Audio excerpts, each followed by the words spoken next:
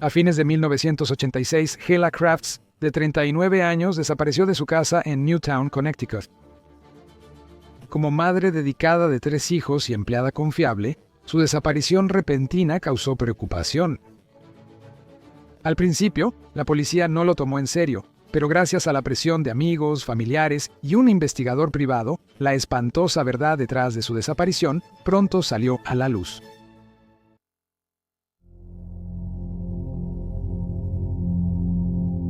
Gracias.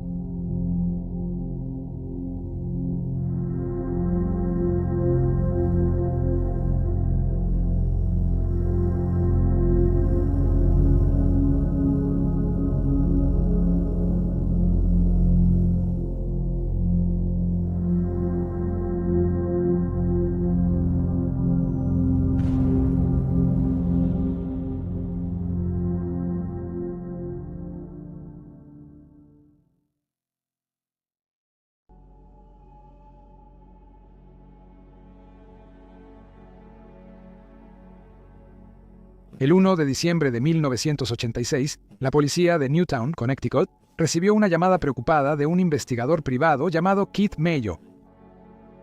Keith trabajaba para Helle Crafts, asistente de vuelo danesa de 39 años que iniciaba el divorcio de su esposo. Helle había estado casada con Richard Crafts, de 49 años, por más de 10 años. Tenían 3 hijos y una vida cómoda, pues Crafts ganaba más de $120,000 al año como piloto comercial. Meses antes de la desaparición de Helle, la relación se deterioró cuando la mujer de 39 años sospechó que su esposo tenía una aventura. Recientemente, había descubierto una serie de cargos por llamadas telefónicas de larga distancia, y cuando confrontó a Crafts al respecto, él se enojó. Después Helle habló con un abogado de divorcios y contrató a Keith Mayo para obtener pruebas de la infidelidad de su esposo. Keith, por su parte, encontró las pruebas que Helle había solicitado. Después de pasar tiempo vigilando a Crafts, logró tomar fotografías del hombre de 49 años besando a otra asistente de vuelo afuera de su residencia en Nueva Jersey. Cuando Keith llamó a la policía, dijo que no sabía de Helle en semanas y temía que su esposo le hubiera hecho daño. Insistió en que la policía investigara la desaparición de inmediato, diciéndoles que la mujer de 39 años fue vista por última vez el 18 de noviembre, cuando sus amigos la dejaron en su casa después de un largo turno de trabajo. Esto la llevó a volar a Frankfurt, Alemania. Nadie volvió a saber de Helle. Ella tenía previsto conducir a la casa de su cuñada el 19 de noviembre en la cercana ciudad de Westport, pero nunca llegó. El auto fue hallado después en el estacionamiento de empleados de Pan Am Airlines en el aeropuerto Kennedy. Parece que la razón por la que los otros amigos de Helle no la reportaron como desaparecida de inmediato fue porque Crafts dio varias historias para explicar su paradero. Le comentó a la niñera el 21 de noviembre, 2 días tras su desaparición, que estaba en Dinamarca porque su madre estaba enferma. Le dijo a otra amiga de Helle que ella estaba de viaje en Alemania. A veces solo decía que no sabía dónde estaba ella.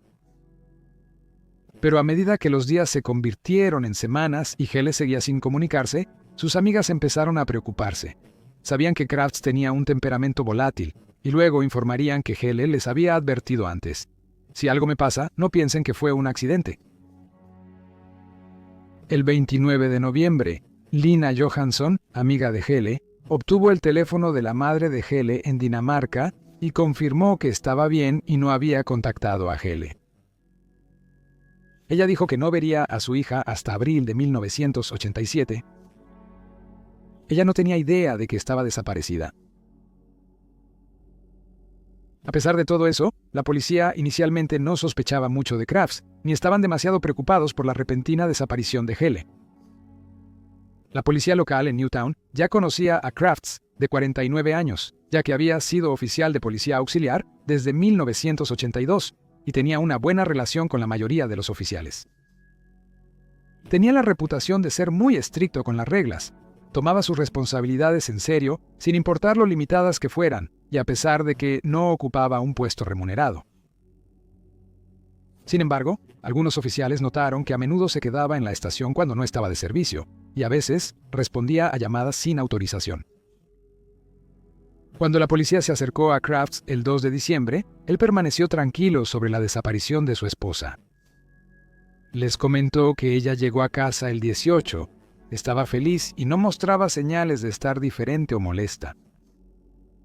A la mañana siguiente, la pareja despertó y Hele planeó visitar a la hermana de Kraft porque no teníamos electricidad debido a la tormenta. Sin embargo, ella no llegó. Él dijo: "No sé nada de mi esposa desde el miércoles 19 de noviembre de 1986. No se sabe por qué él no reportó la desaparición, pero los investigadores entonces no parecían preocuparse mucho por este detalle sospechoso.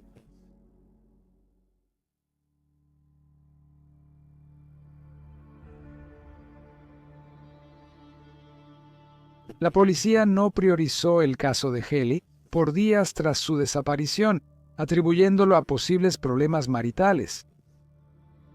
No fue hasta que comenzaron a entrevistar a sus seres queridos que empezaron a sospechar que algo andaba mal, ya que todos sus amigos y familiares coincidían en una cosa: ella nunca abandonaría a sus hijos pequeños, especialmente de una manera tan abrupta, sin asegurarse de que estuvieran seguros y bien cuidados. En ese momento, los investigadores también supieron que Crafts había tenido varias aventuras extramatrimoniales, algo ya conocido por los más cercanos a Hele. Lena Johansson, tras hablar con la madre de Hele, informó a la policía lo que sabía, incluida la inquietante advertencia que Hele hizo antes de desaparecer. Las autoridades también descubrieron durante este tiempo que no solo las aventuras habían contribuido a la tensión en el matrimonio. Dicen que las cosas ya estaban mal desde hace tiempo. Crafts estaba a cargo de las finanzas de la pareja y, como tal, a menudo hacía grandes compras para satisfacer su pasión por coleccionar armas sin consultar a Hele. Tenía muchas armas: escopetas, revólveres, magnums, ballestas y hasta granadas. Guardaba la munición de todas sus armas bajo llave en la casa y dedicaba su tiempo libre a limpiar, pulir y organizar su colección. Asistía regularmente a exposiciones de armas para asegurar su próxima compra y a menudo hacía que Hele cubriera los gastos de la casa con su salario, dejándola sin nada extra para gastar en sí misma. Crafts también solía comprar equipo para jardinería, mucho del cual nunca usaba. Una vez gastó $25,000 en una retroexcavadora. Los vecinos informaron que su jardín era una molestia visual debido a la colección de maquinaria que nunca parecía moverse, y notaron que la casa casi siempre estaba en reparaciones. Otra cosa en la que Kraft gastó dinero fueron seminarios de capacitación costosos que le enseñaron sobre los procedimientos policiales. Comenzó así a hacer esto en 1986 tras unirse al departamento de policía de Southbury, donde ganaba solo $7 por hora, mucho menos que como piloto. Reporteros describieron al hombre de 49 años como alguien que cumplía sus deberes policiales con fervor inusual, y señalaron que compró un Ford Crown Victoria 1985, igual al de la Policía Estatal de Connecticut, y lo equipó con radio, luces y sirena usando su propio dinero. Además, la tendencia de Kraft a la violencia era evidente desde el inicio del matrimonio. Él fue vista varias veces en público con el rostro magullado, y al menos una amiga le dijo a la policía que Crafts había golpeado a su esposa en varias ocasiones. También recordó que Crafts la había tratado terriblemente durante su primer embarazo, y Hele le dijo a la amiga que nunca perdonaría a Crafts por lo que le hizo pasar. La falta de interés de Crafts en su familia fue otro obstáculo para la pareja. Los amigos de Hele dicen que tras el nacimiento de los niños, él desaparecía por días. Él se negaba a decir dónde estaba, simplemente empacaba una bolsa y se iba. Hele dijo que nunca sabía si él estaba fuera por negocios, en una exposición de armas o en otro lugar. Regresando a las entrevistas policiales, eventualmente los investigadores hablaron con la joven niñera de la pareja, Dawn Thomas. Según ella, la mañana del 19 de noviembre, Crafts la despertó a las 6 y le dijo que Hele iba a la casa de su hermana en Westport, donde se reunirían más tarde. Dawn recordó que le pareció extraño, pues Newtown acababa de sufrir una tormenta de nieve brutal. Las condiciones de las carreteras harían difícil conducir, y además de eso, la visibilidad era mala. Crafts afirmó que iban a ir a Westport, porque la tormenta había provocado un corte de energía, e insistió en llevar a los niños allí de inmediato. Los 3 niños pequeños fueron despertados a las 6:30 y puestos en el auto familiar junto con Dawn. Crafts llevó a los 4 a la casa de su hermana, los dejó allí y se fue casi de inmediato. Para sorpresa de Dawn, Helen no estaba en casa. Ella y los niños no fueron recogidos hasta las 7 de la noche. Y para ese momento, Helen seguía sin aparecer. Dawn recordó haberle preguntado a Crafts más tarde esa noche dónde estaba su esposa. Él le dijo, «No lo sé». Cuando ella volvió a preguntar a la mañana siguiente, él explicó que estaba en Dinamarca porque su madre estaba enferma. Dawn le dijo a los investigadores que fue alrededor de ese momento cuando notó que se habían cortado secciones de la alfombra en el dormitorio principal, y cuando se lo señaló a Crafts, él explicó que había derramado queroseno y que reemplazaría la alfombra cuando pudiera. Esto llevó a los investigadores a sospechar de Crafts. Le hicieron un polígrafo a inicios de diciembre, el cual aprobó y convenció a algunas autoridades de que desconocía el paradero de su esposa. Algunos detectives seguían escépticos de su historia y se sorprendían de que aceptara un puesto de policía mal pagado, pese a ganar más de $100,000 al año como piloto. Además, los amigos de Helen solo conocían aspectos negativos de Crafts. Varios amigos manifestaron su desprecio por Crafts y reportaron sus sospechas a la policía. Se aseguraron de llamar constantemente a la estación de policía para pedir actualizaciones sobre su caso, ayudando a presionar a los investigadores para encontrar respuestas.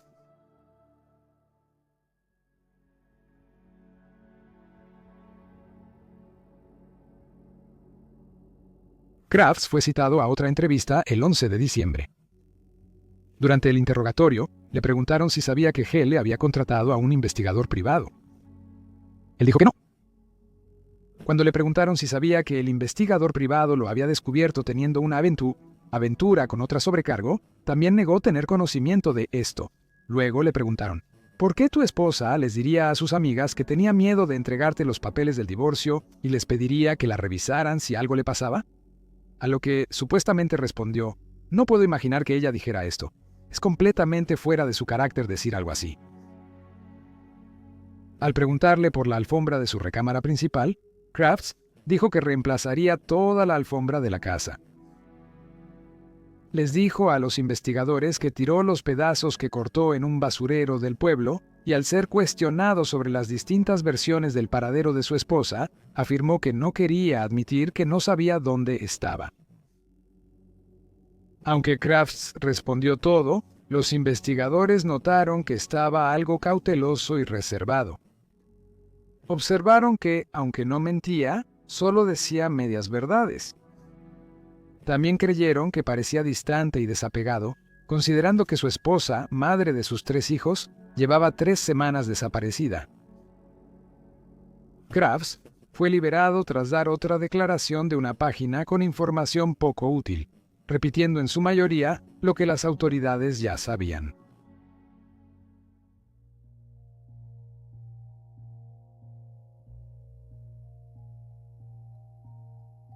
Molesto por el lento avance policial y sospechando del esposo de Heller, el investigador privado Keith Mayo decidió investigar por su cuenta la desaparición de su clienta.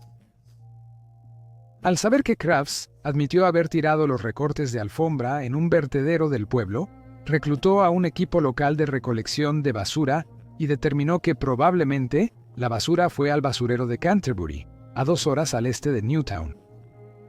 Reunió a algunos voluntarios y durante varios días buscaron los pedazos faltantes de alfombra azul. Finalmente encontraron un pedazo de alfombra que coincidía con la de la recámara principal de Crafts. Al examinarlo más de cerca, Kit notó una mancha oscura en la tela y sospechó que podría ser sangre. Luego entregó la evidencia a la policía, que la mandó a un laboratorio para pruebas forenses. La prensa supo de la desaparición de Heller en esta época, y el 17 de diciembre, el Danbury News Times publicó: la policía busca a mujer desaparecida de Newtown. Aunque la policía veía la desaparición de Heller como un caso común, Kid Mayo declaró a los reporteros: "No creo que ella se haya ido voluntariamente". Agregó: "Me preocupa que estén abordando esto por partes", refiriéndose al departamento de policía de Newtown. Kid criticó abiertamente el manejo del caso por la policía, aumentando la presión sobre las autoridades. La Fiscalía Estatal quería que el caso pasara a los investigadores de Connecticut. Poco después, llegaron los resultados forenses del pedazo de alfombra hallado en el basurero. El Dr. Henry Lee, famoso científico forense, trabajaba en el laboratorio. Informó que, pese a sus esfuerzos, ninguna mancha en la tela resultó positiva para sangre. Por este contratiempo y la presión, el caso pasó a los detectives de la Unidad de Delitos Mayores del Distrito Oeste, quienes se enfocaron en Richard Crafts. Los investigadores comenzaron desde cero, analizando lo que Crafts hizo en los días previos a la desaparición de Heller. Al revisar sus registros de tarjeta de crédito y teléfono, descubrieron que tenía varios cargos en su Mastercard, mostrando que el 13 de noviembre compró un congelador de gran capacidad en una tienda de electrodomésticos en Danbury por $375. Lo recogió en la tienda el 17 de noviembre. También rentó una máquina no especificada en Darien Rentals por $900. Para los detectives de la Unidad de Delitos Mayores, estas eran señales de alerta clave. ¿Por qué Crafts necesitaba un congelador tan grande y qué maquinaria cuesta casi $1,000 rentar? Las autoridades pasaron días preparando una orden de cateo para la casa que Crafts compartía con su esposa Heller. En la orden, los investigadores destacaron las versiones cambiantes de Crafts sobre su esposa, testimonios de amigas de Heller sobre su temor y violencia, la apatía de Crafts ante la desaparición y la declaración de la niñera. Concluyeron que había ocurrido algo violento y que Crafts sabía más de lo que estaba diciendo. Creían que encontrarían la evidencia que necesitaban dentro de la casa. Las autoridades supieron que Crafts estaba de vacaciones en Florida con sus hijos. Esto llevó a los investigadores a ejecutar la orden de cateo el 25 de diciembre. Encontraron la casa hecha un desastre. Había ropa sucia en el piso, cubiertos sin lavar, vajilla y otros platos apilados en la cocina, y extrañamente había un colchón sin sábanas en el suelo de la sala. Las alfombras de la casa ya habían sido retiradas y los investigadores encontraron un congelador, el cual revisaron, pero no había nada dentro. Poco después se enteraron de que era el congelador viejo de la pareja, no el que Crafts había comprado recientemente. Pronto descubrieron su colección de armas, embalada y etiquetada, y los peritos forenses examinaron la casa varios días buscando pruebas. Las autoridades, además de la colección de armas de Kraft, incautaron toallas de mano, paños, muestras de fibras y un colchón king con sábanas manchadas de sangre. Pruebas adicionales de los objetos recolectados revelaron que la sangre coincidía con la de Heller y era O positivo. El doctor Enrique Lee lideró la inspección forense. Realizó pruebas con luminol, las cuales mostraron que había sangre presente en varios lugares del edificio. Aunque hallaron pruebas interesantes, los detectives aún no sabían dónde estaba Heller Crafts. La semana siguiente, hubo avances cuando las autoridades descubrieron que la maquinaria de $900 rentada por Crafts era una trituradora de madera. Él recogió la máquina el 19 de noviembre, por lo que los detectives sospecharon que no solo se usó para triturar madera. El 30 de diciembre, localizaron a Joseph Hine, el trabajador de servicios públicos que había estado quitando nieve la noche del 20 de noviembre durante la fuerte tormenta. Les dijo a los investigadores que alrededor de las 3:30 de la mañana había pasado junto a una camioneta tipo box fan al costado del camino con las luces apagadas y una gran trituradora de madera enganchada en la parte trasera. Vio a un hombre, probablemente el conductor, junto a la parte trasera del camión. Pasó sin darle mucha importancia, pero regresó 2 horas después y vio que seguía ahí, recordando: no vi a nadie dentro o alrededor del camión o la trituradora. La caja estaba abierta atrás y vi astillas de madera dentro. Recordó que le resultó raro que alguien triturara madera a las 5:30 de la mañana en plena tormenta. José mostró a los investigadores el lugar donde vio la camioneta esa noche, lo que permitió hallar astillas de madera en la orilla del río. Los detectives hallaron plástico verde y papel entre las astillas. Un papel decía: Señorita Hale L. Crafts, 5 Newfield Lane, Newtown, Connecticut. Llamaron a un equipo de búsqueda que recorrió la zona y halló más pedazos de papel con el nombre de Hale, mechones de cabello rubio, tela, ropa, fragmentos de hueso y materiales no identificados.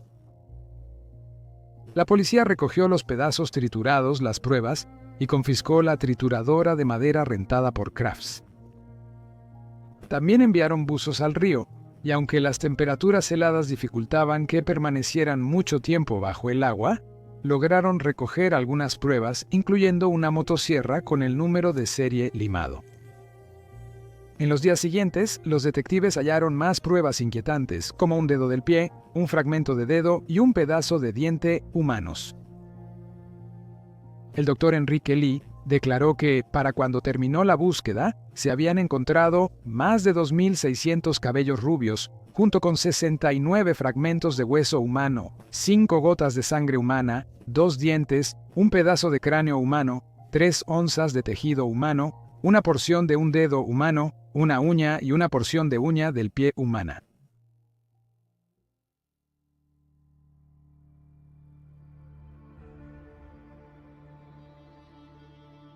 El 11 de enero de 1987 se emitió una orden de arresto para Ricardo Crafts. La policía rodeó su casa a las 9 de la noche y le ordenó salir y entregarse. Según informes, Crafts dijo: «Estoy cansado, lo arreglo en la mañana». Presionado por la policía para que saliera, según los informes, se enfureció y gritó: «¡No me vuelvas a llamar antes de colgar!». Después de varias llamadas telefónicas más, Crafts salió después de las 12:30 de la madrugada y fue arrestado. Mientras tanto, los investigadores siguieron buscando en las orillas y el agua del lago Soa. Para entonces, ya tenían una teoría de lo que pudo pasarle a Hale Crafts. Creían que fue asesinada a golpes en la recámara principal la madrugada del 19 de noviembre, donde hallaron sangre, y que Crafts trasladó su cuerpo al sótano y lo puso en el congelador recién comprado. Luego despertó a Dawn y llevó a ella y a los niños a Westport antes de regresar a casa. Durante el día, los investigadores sugirieron que llevó el cuerpo ahora congelado de L a una propiedad rural que poseía, donde usó una sierra para cortarlo en pedazos más pequeños antes de devolverlos al congelador. En la noche, trituró los pedazos con la trituradora de madera. Por el método usado, el caso Heller se llamó después el asesinato de la trituradora de madera. Por la gran publicidad del caso, el juicio de Richard se trasladó a New London, Connecticut.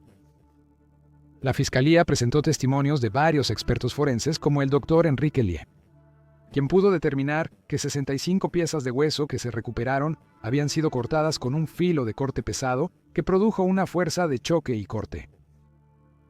Determinó que todas las piezas fueron cortadas con la misma máquina. La motosierra recuperada del río tenía mucha evidencia de ácido desoxirribonucleico como tejido humano, sangre, cabello y fibras azules coincidentes con la alfombra de la recámara principal.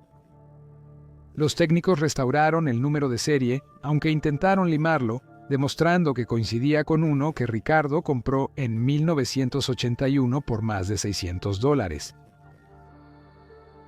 Los investigadores encontraron este recibo gracias a Keith Mayo, a quien Hale le había dado una caja de documentos y papeles diciéndole que pertenecían a su esposo.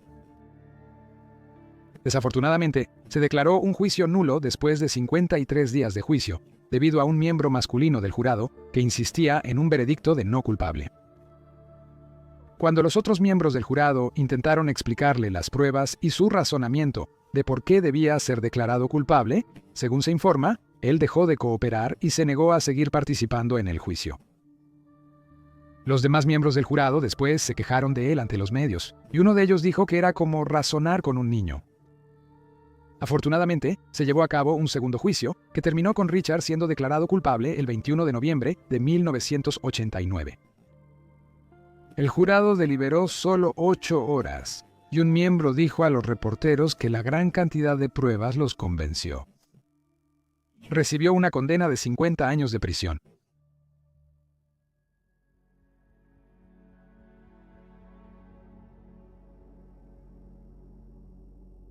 En 2009, Ricardo Crafts tenía 71 años y seguía cumpliendo condena. Era el prisionero 152.724 en la institución correccional McDougall Walker, de alta seguridad en Suffield, Connecticut. En ese momento, solo tenía 2 reportes disciplinarios, ambos por posesión de contrabando. En enero de 2020, se informó que, con 82 años, fue trasladado a una casa de transición como parte de un programa de vivienda temporal para veteranos en Bridgeport, Connecticut. Aunque fue sentenciado a 50 años, lo liberaron antes por varias razones, principalmente por la antigua ley de tiempo estatutario por buen comportamiento. Esta ley, que desde entonces ha sido modificada, permitía que se descontaran grandes cantidades de tiempo de la sentencia de un prisionero como recompensa por buen comportamiento y buen desempeño en trabajos dentro de la cárcel. Si Crafts hubiera sido sentenciado con leyes actuales, no le habrían reducido la condena y seguiría en prisión. Crafts también fue liberado antes de tiempo para que pudiera transferirse a un programa supervisado, en lugar de ser liberado directamente a las calles y a la vida pública. Ha sido clasificado como de bajo riesgo para la comunidad. Antes de su liberación, estaba cumpliendo su condena en una instalación de baja seguridad llamada Institución Correccional Willard Cybulski.